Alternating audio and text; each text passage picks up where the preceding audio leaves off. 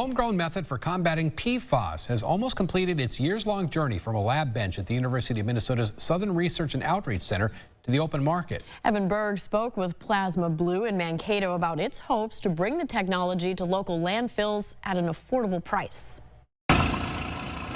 Plasma Blue claims a homegrown technology from Minnesota may soon be cleaning up forever chemicals across the state that have been contaminating rainwater in local landfills.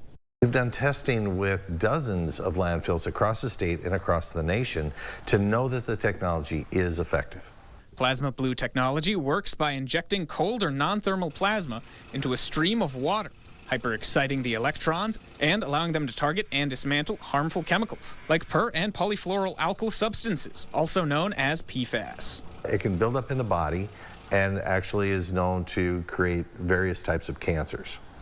So we have to be very careful in how it is that we're breaking that apart.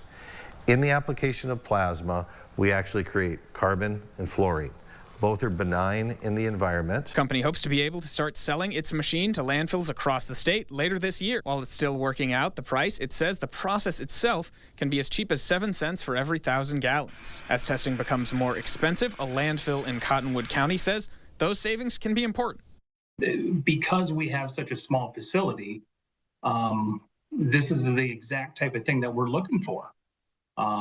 We need to find some cheap solutions for some potential regulation that hasn't quite come out yet.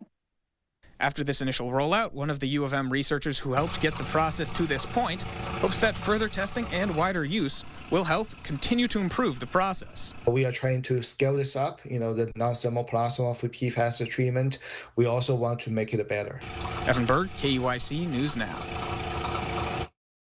Plasma Blue says if this initial rollout is successful, it's also exploring other ways it could use the process, such as disinfecting water for livestock and crops.